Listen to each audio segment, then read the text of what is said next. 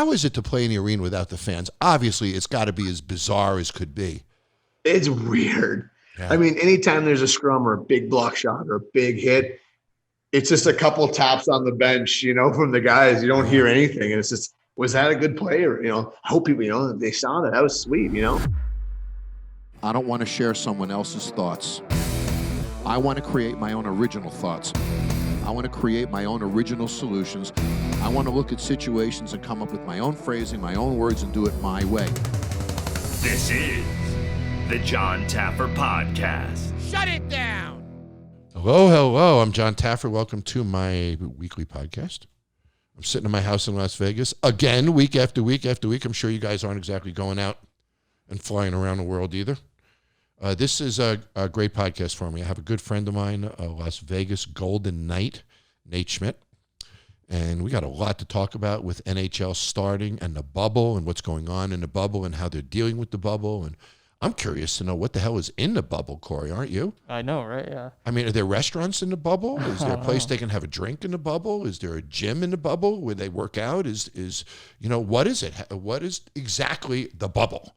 And so I'm real excited to have Nate here. We're going to talk about that and the whole startup of sports, which I'd like to talk about a little this week. And then a couple of other updates, some exciting stuff even going on with Bar Rescue, Corey.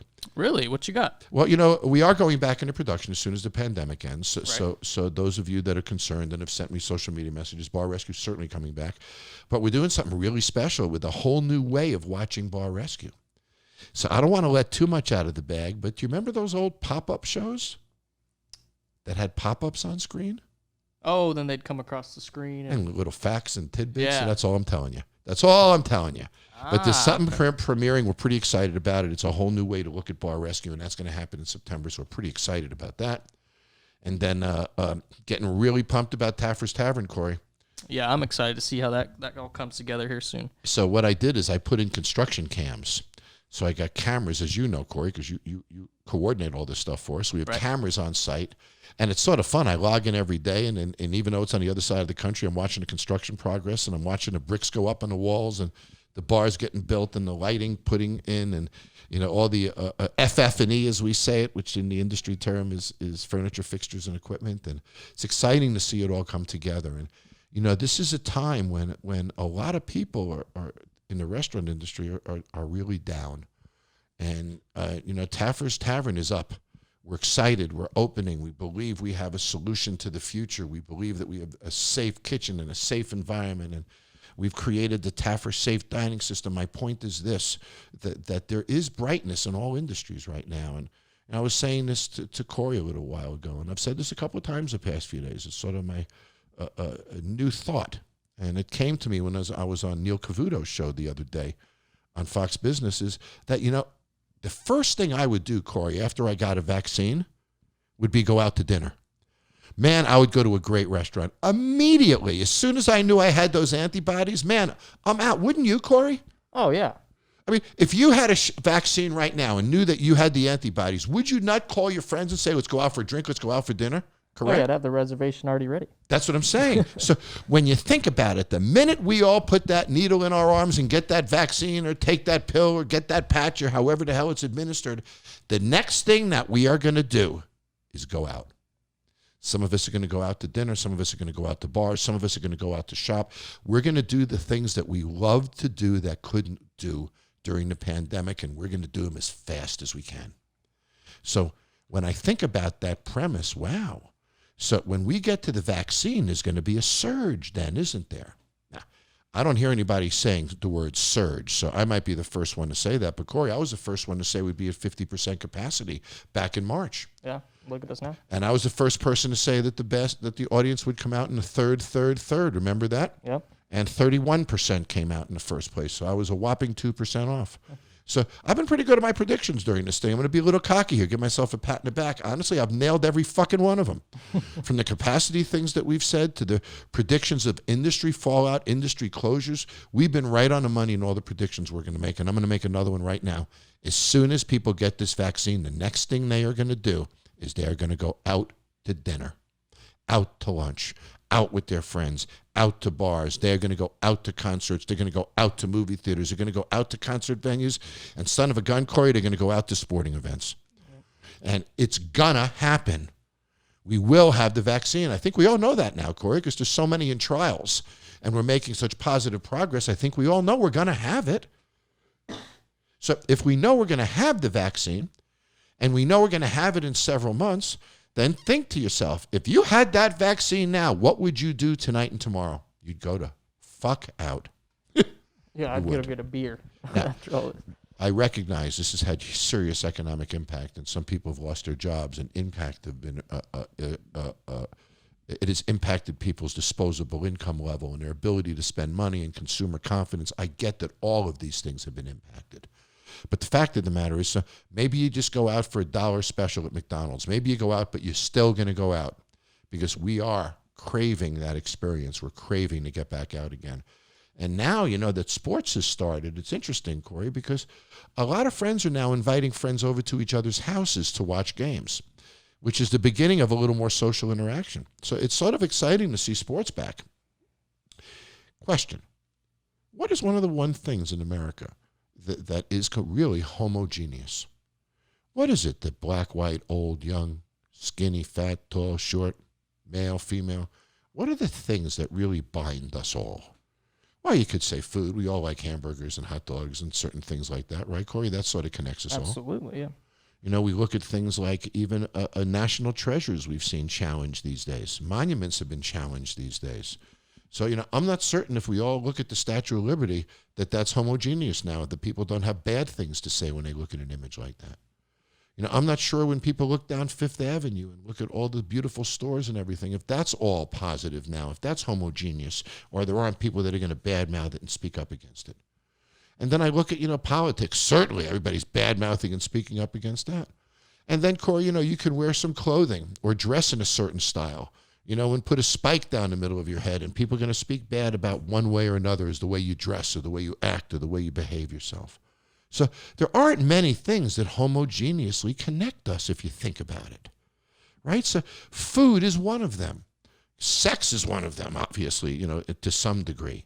But what are the things that no matter who we are, that we all tend to connect with? What are the things that are safe territory for us, Corey, that we'd all jump in together because there's no fear, Corey, of it? You're not going to get screamed at. You're not going to this. It's safe. It's homogeneous. Nobody thinks you're a jerk because you like it. And what is that it? There's not many of them today if you think about it. And that's one of the problems with our society. Is, years ago when I was younger, we had space programs and men walked on the moon, and that was homogeneous. We all rooted for that guy to land on the moon, Corey. All of us did. Even in China, they stood on streets watching it. The whole world rooted for this guy to land on the moon. Neil Armstrong to land on the moon. And then when I think about other things that have happened, we're all rooting for so many various things, and what we're all rooting for gets less and less and less all the time. And I think those are the things that are eroding us. But the one thing I believe that stands out in the crowd that is homogeneous, the one thing that seems to pull us all together, the one thing that isn't objectionable has been sports.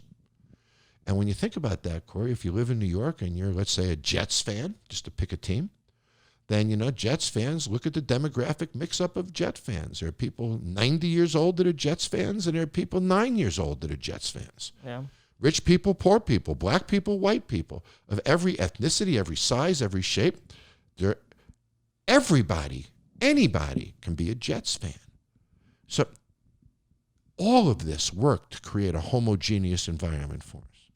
And what was wonderful about sports is that sports was this safety zone.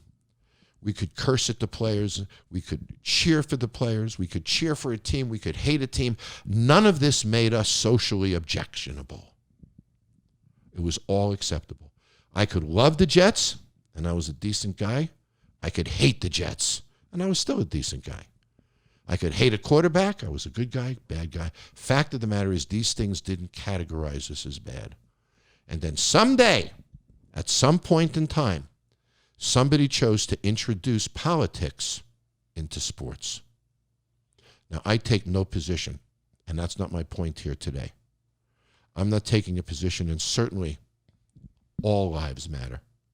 And certainly, people have the right to express themselves.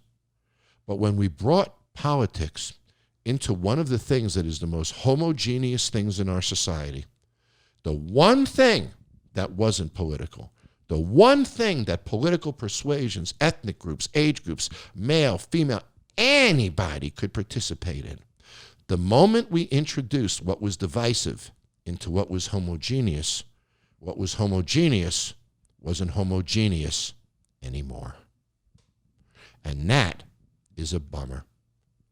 And to me, no matter what side of these issues you're on, whether you're one who would kneel or one who would not, and I'm not placing judgment upon which of the two you do, that is not the purpose of this discussion. The purpose of this discussion is that the place to create divisiveness? And when we bring divisiveness into the things that are homogeneous in our society, is that good or is that bad? Does it separate us more as a society? It certainly doesn't pull us together more of a society when we break up things that are homogeneous and make them divisive. So where is the safe ground today? I go on social media, Corey, it's political as hell. I was looking at a post. Every once in a while, there's a Bar Rescue fan page. You know, I don't control it or anything. It's they pop up. Yeah, and you know, every once in a while, I try to visit those pages. You know, and I don't do it often, but I want to see what they're saying. And if I have a minute, I'll stop over there. And you know, some guy was talking about what owner was their favorite, and it became some political discussion. And some guy says, "This is too political. I'm out." I don't understand how discussions of a Bar Rescue episode becomes political. So I don't even know the political disposition of the owners, honestly, Corey. I have no idea if they're conservative or liberal. I never ask. It doesn't matter to me. Point, yeah. So if it doesn't matter to me when I shot the frickin' thing, how does it matter to anybody when it's over? So I just don't understand how we benefit as a society when we take away all of our safe places. And I don't mean safe rooms in a university, because that's a bunch of bullshit.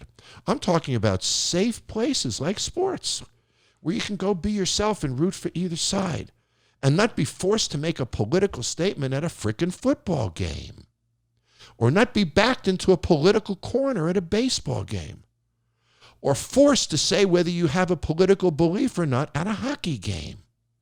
That just doesn't seem like what sports should be. So I'm so excited that baseball and NBA and NHL, I'm so excited that these sports are back. I saw this as a wonderful opportunity to have these homogeneous things come back into our society so we would have something to cheer and root about together again. And I didn't see this coming. I didn't realize that even this would now become divisive. And that people are posting, that's it, I'm done with football. That's it, I'm done with baseball. That's it, I'm not watching basketball. That this has become so divisive that how does that serve any of us? How do the players play as well? How do the coaches coach as well? How do we all watch it the same? I think that we've got to get back to a level of decency and respect and understanding there's a place for political discussions. And America is not really a political nation. America has politics in it, but we're a nation that's bigger than that in so many ways. And I'd love to see us get sports back as it used to be. I'd love to see us put politics where it should be, put sports where it should be, and put fans back where they can concentrate on the game and get all this divisiveness gone. I hate it. The fact of the matter is, I don't care what your political beliefs are. I love you anyway, man. And I'll be right back. All righty. Well, I got into a bit of a dissertation there, Corey. You did. But I'm making a point. Yeah. You know, if you were going to call me an asshole, would you do that in front of my daughter, or would you wait till my daughter wasn't in the room? You'd probably wait till my daughter was in the room. My point is this. Yeah. You would have a place to do it and a place not to do it. And we as a society have lost touch with that. Well, about a year ago on Bar Rescue, I had a couple of dear friends of mine, Nate Schmidt and Ryan Reeves, do recon on Bar Rescue. Remember that, Corey? I did. It was a great episode. That was a great episode. I threw some food in recon, sort of freaked them both out. Yeah, they were freaked out. But those of you who know me well know I'm a big fan of hockey. I'm a big fan of the Las Vegas Golden Knights, and of course the greatest inaugural sports franchise in history. It's a bona fide fact, making it to the finals in its inaugural season. So a lot of energy and a lot of excitement around the Knights. And one of the most beloved players in the Las Vegas Golden Knights is Nate Schmidt. And it's interesting. Nate comes to Las Vegas now, I guess it's almost 4 years ago, and in his young 20s, comes into a big city like Las Vegas and just becomes beloved. And he became a brand in this city. And Nate is not only a great guy, and when you watch Bar Rescue, you can see that yourself in the episode that he's done with me, and he's not only beloved in this city, he is one great hockey player. And we saw it when he scored a goal just 2 nights ago, right? In a great game, another great goal. Yeah. And Nate is a catalyst. His energy is a catalyst of things. He has such a positive spirit. And I'm thinking to myself, Corey, boy, NHL has started, sports has started. I'm so excited about this. But think of these NHL players up in the, quote, bubble. Yeah, it's got to be weird for them. What the fuck is the bubble? Yeah. I mean, can they eat in the bubble? So I'm really curious. So we reached out to Nate. Nate Schmidt is a great hockey player. You know, he was born in 1991. He played in Minnesota State High School League, went to the Fargo Force in 2007 in the United States Hockey League, then made it to the Minnesota Golden Gophers in the NCAA medical. Then he made it to the Minnesota Golden Gophers in the NCAA men's division conference. Then as an undrafted player, he was drafted, imagine this, by the Washington Capitals, who happened to have won the Stanley Cup 2 years ago, in 2013, and played 8 of the final games of that season. And suddenly, he was in the AHL, the American Hockey League. And now they sent him to the affiliate Hershey Bears. And then, unbelievably, in 2017, the NHL Expansion Draft, Nate was drafted by the Las Vegas Golden Knights and started playing in the Las Vegas Golden Knights and signed a 2-year, $4.5 million contract with the Golden Knights during his first season. And if I'm not mistaken, he signed a 7-year freaking contract, Corey. 7 years, one of the longest NHL contracts I've ever seen just last year. Nate is loved by Las Vegas. He was loved by the NHL. He's a great guy. He's a pretty shrewd businessman. He's a great hockey player. So I'm really pleased to have him back. Nate, how are you, buddy? Yeah, good. Thanks for having me. My pleasure. It's good to see you. So just so the audience knows, we're buddies. You know, we've seen each other before, and I have so much to talk to you about. We haven't spoken in quite a while. First, how are you and the family and everybody? Great. Sister just moved home from Boston. I just moved up to Edmonton. Yep. Yeah. Which wasn't something everyone's good. Everyone's good and healthy right now. Yeah, it's been good. So where were you during the lockdown? Were you in Las Vegas? Were you up north?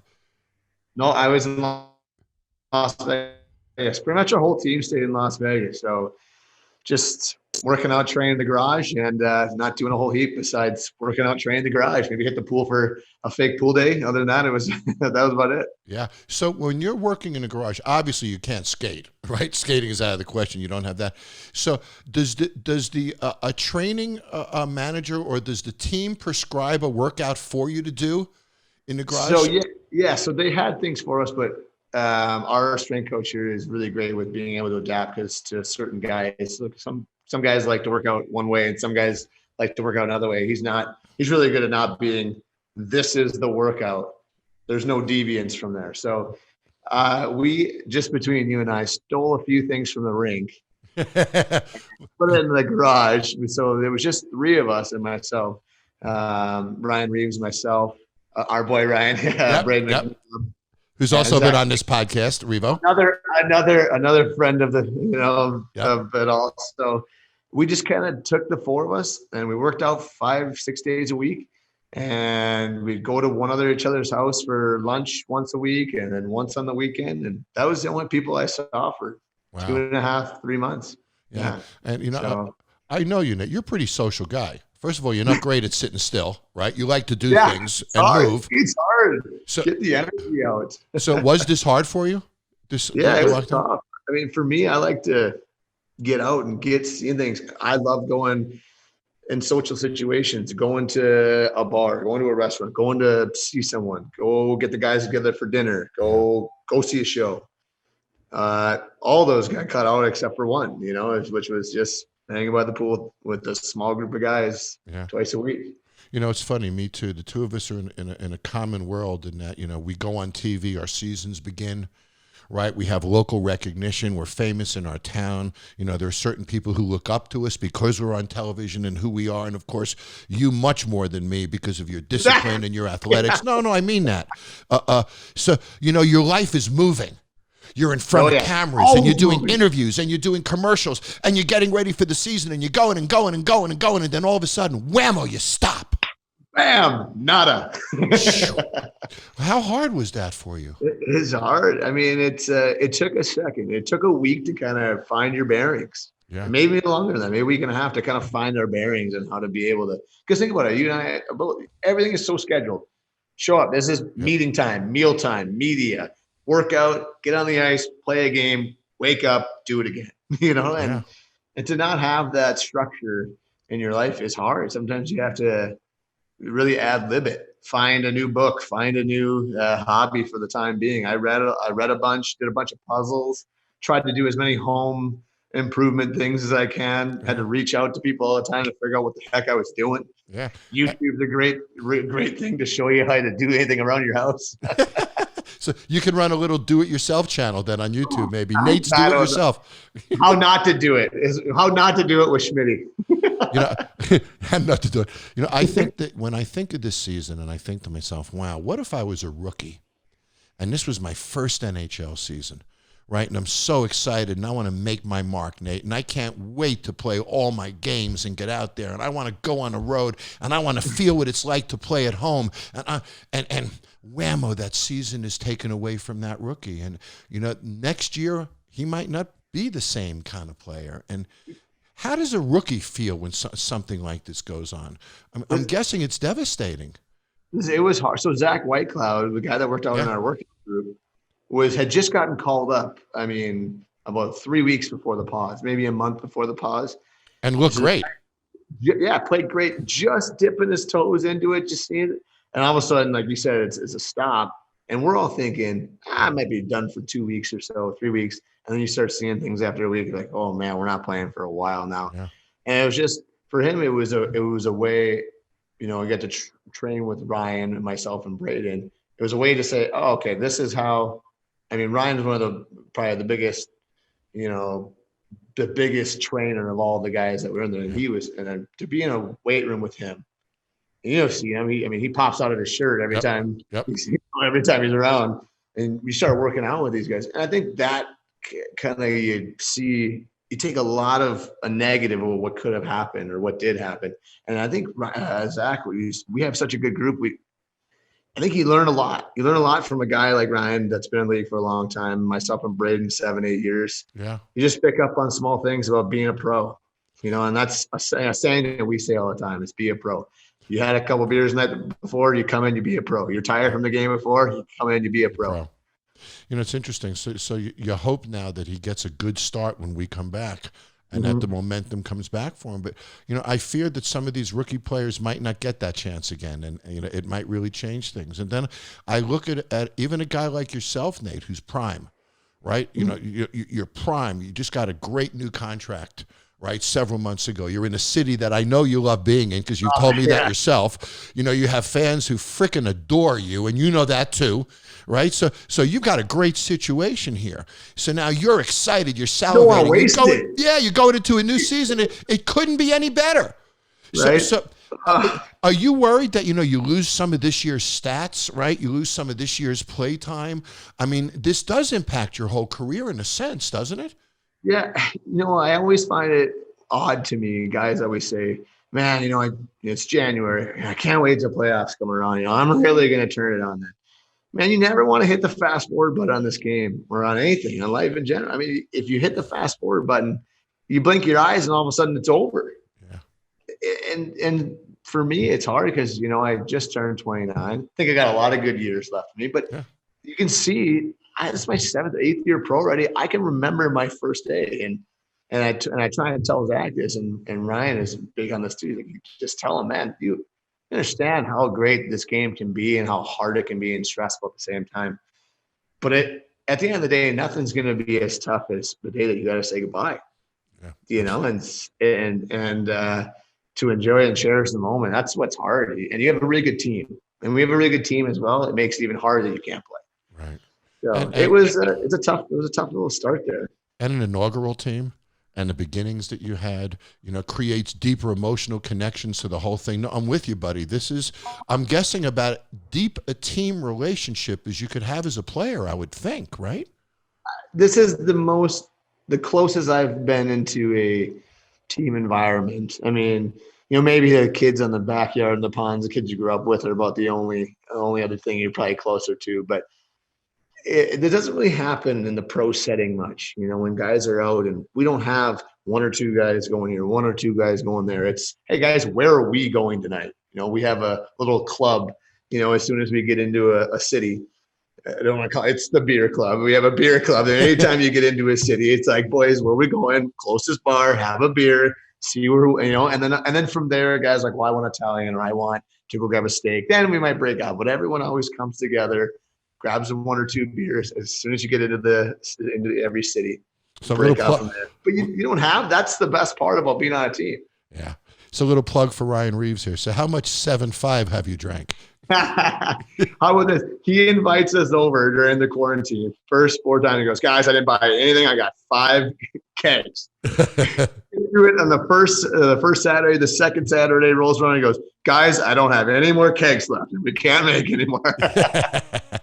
So I want to ask you a question I bet you've never been asked before, and I don't want this question to come upon you for a long, long time. Okay. But if you retired from hockey today, what would you miss the most, Nate? The locker room, and it's not close. Yeah. I mean, I shouldn't say it's not close. Being able to play and hear the John Wick song when you run through the helmet, at home, that's a very close second, because you hear the crowd, you feel nothing like feeling energy. I love to feel energy thrive on it, and thrive on it. Yeah. I would say that, but the locker room around the guys, that's just what makes it fun. Everyone that leaves the game, that's what you guys miss the most. That's just the camaraderie, walking into the video today, and yeah, we didn't play great the other night, and Jonathan Marchessault getting up during the middle of a thing, he's talking like, oh, Schmidt, you really missed your play on that one, just something like that. And that's just the stuff, and you just can't wait to see him afterwards, right? And that's just the way the room works, and it has to be that way. Yeah. I was sort of hoping that without the fans present that we'd sort of hear what you guys say to each other a little more. But I think they did it a little bit. Unfortunately, we're not hearing a lot of that stuff, but boy, I wish we could. So the obvious question, how is it to play in the arena without the fans? Obviously, it's got to be as bizarre as could be. It's weird. Yeah. Anytime there's a scrum or a big block shot or a big hit, it's just a couple taps on the bench, from the guys. You don't hear anything. And it's just, was that a good play? Or, I hope people, they saw that. That was sweet, Or the other night we have a goal gets reviewed, coach's challenge, and everything went completely dead. I literally skated back to the bench. I was like, why did it get so quiet in here? Do you think it's affecting play? Yeah.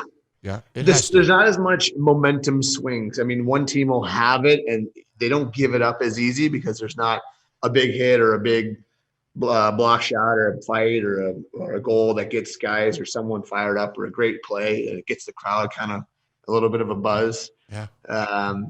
It's like playing on the road. It's great because you wanted to keep it quiet, keep the home fans quiet, and you really feed off that. But then you don't really get any energy yourself from anybody. So it's hard. It's difficult.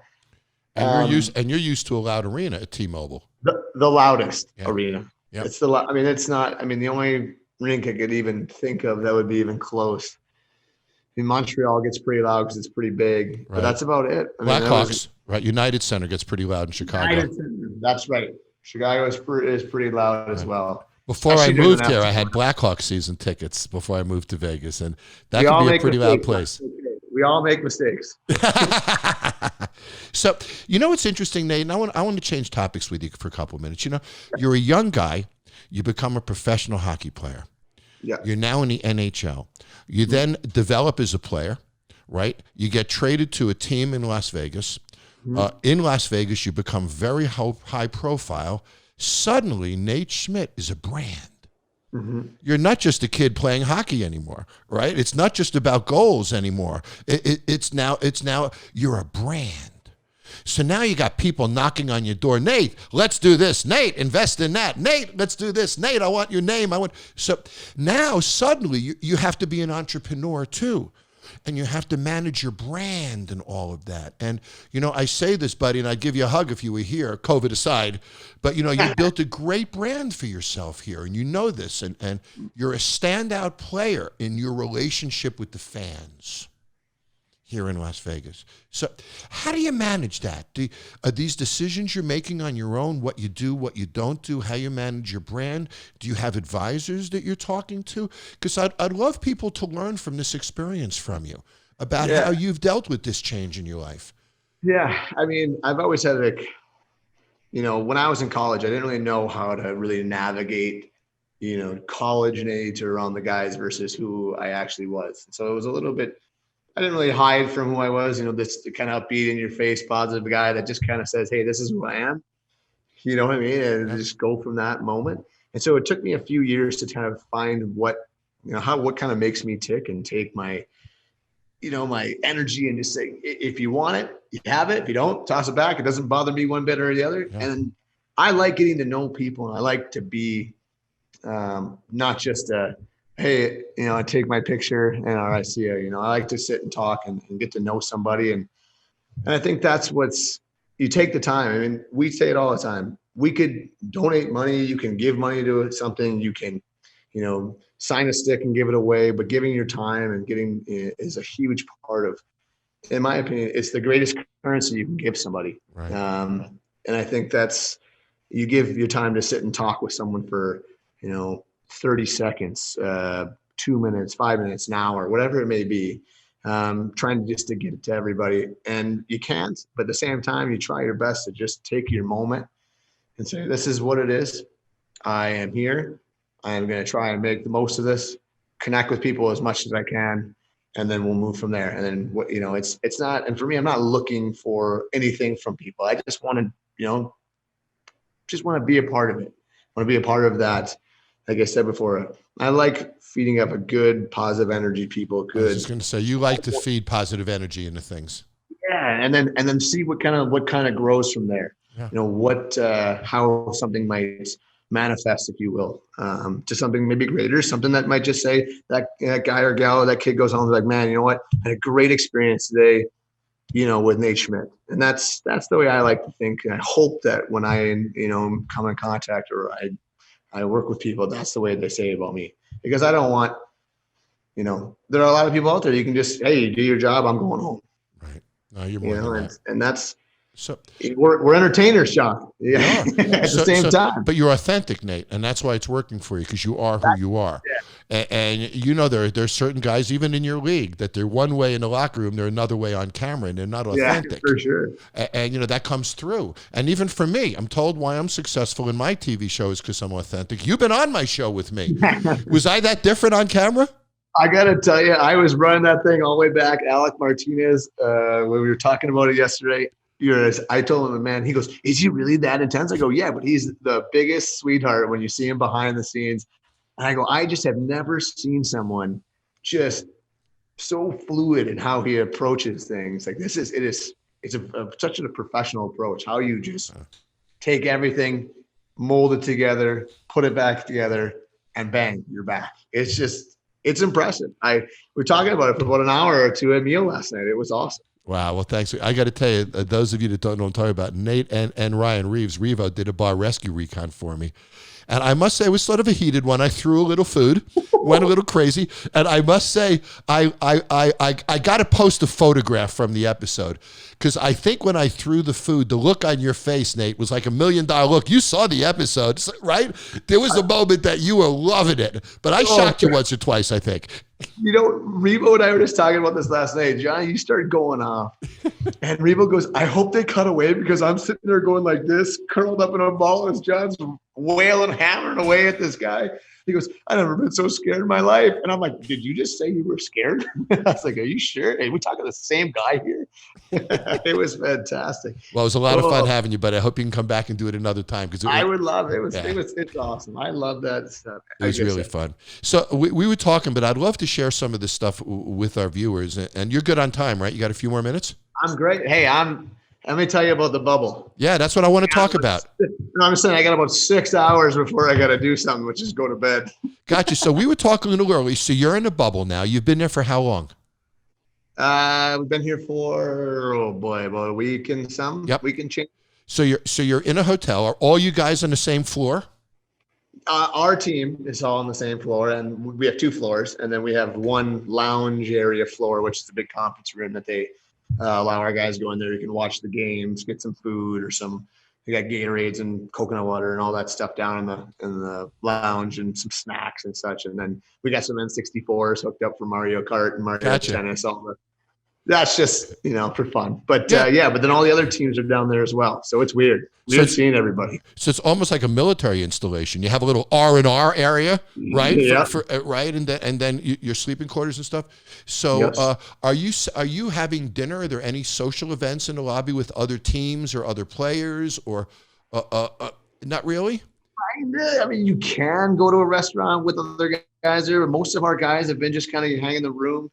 There's a couple food trucks outside, Tim Hortons truck for coffee, and that's about it. I mean, we have a little patio, so that's about all we got. Okay, but it's hockey and bubble. So just between you and I, Nate. Yeah. So if you happen to walk past a Shark player in the hallway, would you say hello? I usually just give a good morning to whoever I'm in the elevator with. I can be kind of shy sometimes when I don't know guys, especially in hockey. Like, I don't really want guys to know, I don't know. I like being around our guys. Yeah. I ran into Malcolm Subban the other day, Pierre Belmar. Love seeing those guys. Yeah. But those are the original misfits. Yeah, I miss Belmar. So it's interesting. So you're locked in a hotel in a bubble. So when you're not playing, you really have the lounge, your own TV in your hotel room, your phone, your computer. That's it. Yeah, here we are. So are you going nuts? You have me, buddy. Are you going nuts? This is what I got. Are you going crazy a little? Great. I can be pretty. I can keep myself busy. I mean, I just kind of bounce around. I don't have like a certain thing or one way or another that I have to do. If guys are doing something, I'm in. Guys are playing cribbage the other night, I'm in. Okay. You guys are going to shoot some basketballs, I'm in. Is there a team gym set up in a hotel for you guys? No, it's only for the staff. Now the team gyms are over at the rink. At the rink. You can go over there, but it's hard. You only got a few things. But it's playoff time. Guys aren't really working out unless it's a practice day or after a game. Right. Yeah, I'm more of an after a game kind of guy. I like to work out after a game. So I'm guessing it's sort of like the Olympics. Certain teams have the ice for training, et cetera, at certain hours and certain times. So you're going on the ice, and other teams coming off the ice for workouts and stuff. It's a well-oiled machine. Like, it's just churning people in and out. You're here. And the practice rink's about 30 minutes away, which is a little bit of a bummer, but it breaks up the day. Yeah. They got stuff separated everywhere. It was weird. The first game or so that I think I watched, one of the exhibition games, I don't think there was any music or anything. It was completely quiet. And then, if I'm not mistaken, they started playing music a little bit in between plays.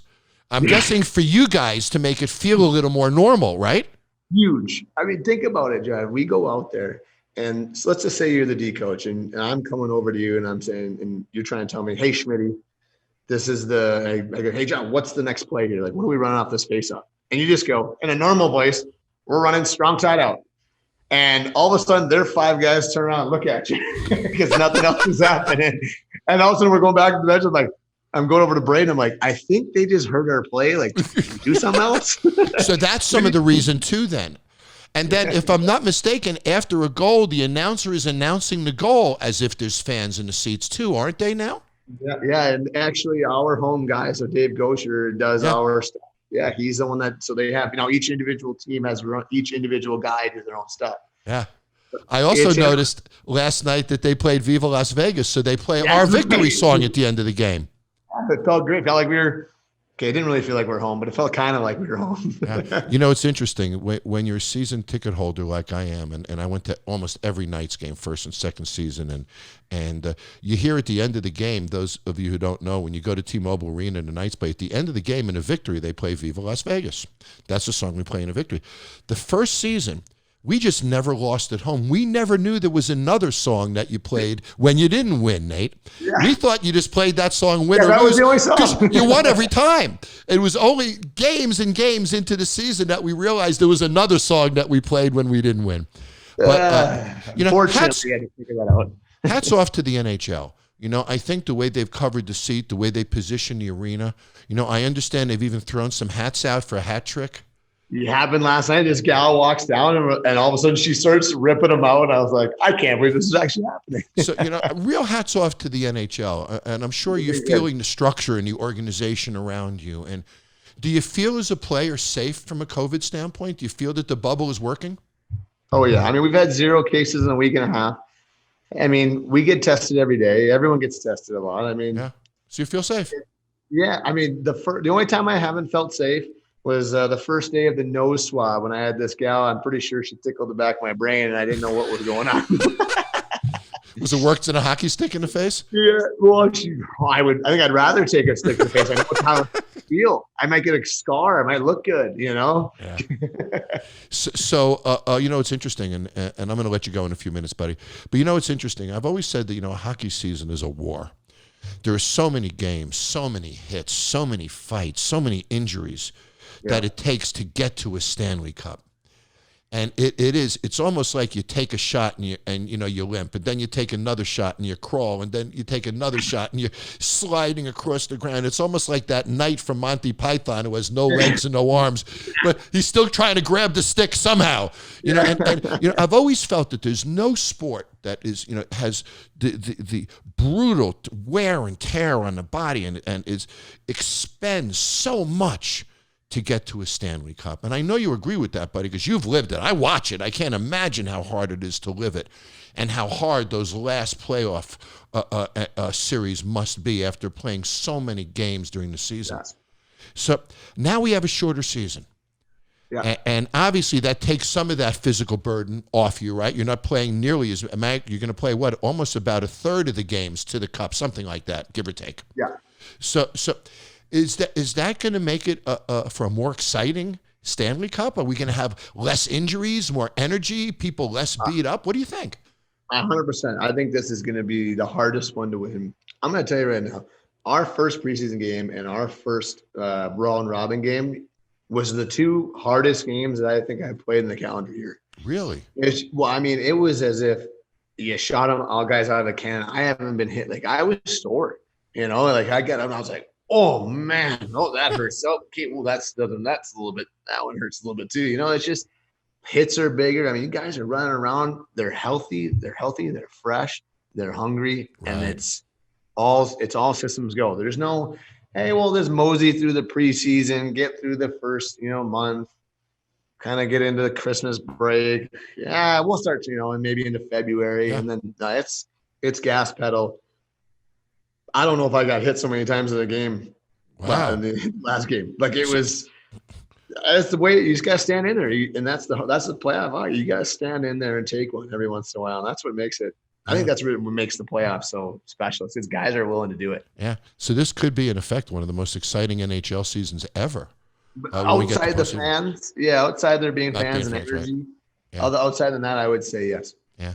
So is there anything you want to say to the hockey fans out there that, you know, as I let you go, buddy? I mean, I know you guys are doing good in the bubble. We talked a lot about it, but you know, anything you want to say to the fans or to Vegas? Because I know they're listening to us. Yeah. You know what, guys, I would just say, we can hear you. We feel a lot of the support, you know, even up here. And it's hard sometimes to express that, but know that we feel it and guys are talking about it, and knowing that, you know, I jump into the Bellagio fountain someday with a big piece of silver, you know, I don't know what it is, whatever we do.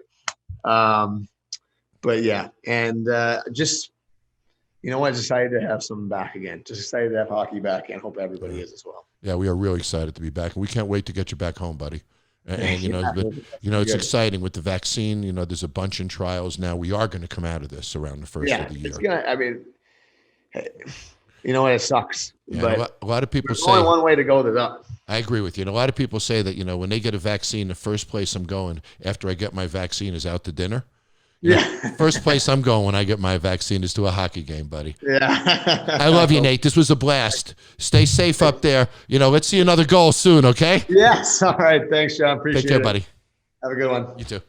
Well, guys, I must confess, it's always fun for me to do anything hockey, but having Nate on and learning about the bubble and the positive energy that he has. So let's have some fun with this. Sports is back. You know, those of you who said, I'm not going to watch the NHL because of this political stuff, don't do that to yourself. Watch the freaking game. If you don't want to watch the beginning, don't watch the beginning when they're kneeling. But don't rip yourself off. Watch the freaking game. We need that stuff now. So don't let politics get in your own way of enjoying yourself. Don't let political discussion be a blockage to your own enjoyment in life. Watch the freaking game. Enjoy yourself. I'm going to be watching. I'm not going to be watching the parts that upset me. I'm not going to watch the political parts because I just don't like it. I think it's in the wrong place. And you wouldn't take your pants down in the middle of an NHL game, now would you, Corey? Not unless I was streaking. So, of course. So it's funny. I can tell stories. Years ago when I went to college, streaking was a big thing. And I remember thousands of people running by naked streaking back in Colorado in those years. But in any event, my point is this. You know, let's watch the sports. We don't want sports to go away. These teams need our support right now. They don't have ticket sales. There's no excitement within the arenas. You know, there was a political mistake made where they allowed this to turn into a political arena. If we ignore that political arena and focus on the game, maybe they'll have to also. So one thing I've learned, this isn't easy. These guys are locked in a bubble. They're playing their freaking hearts out for us, Corey. Let's give them a chance. Let's not let politics ruin sports for us. Let's keep it sports. Well, that's it for me this week, guys. I love having these discussions with you all. If you have any comments, please put them on our website. If you'd like to be on this podcast, I think next week we're doing some audience call-ins, aren't we, Corey? Yes, we are. So if you'd like to be on the show, just give us a call at, Corey, tell them the number. 916-842-5180. Give us a call on that number. Leave us a voicemail, and we'll call you. We'll get you on the show. Or you can send an email to podcast@jontaffer.com. podcast@jontaffer.com. And, of course, if you haven't subscribe to this podcast now on whatever platform you get your podcast, and you'll get it every week. And, of course, don't forget to visit our social media channels under Jon Taffer. And next week, we got audience calls, so I'm looking forward to talking to you guys all next week. Take care. Stay safe. Subscribe to the Jon Taffer Podcast right now for more episodes every Thursday.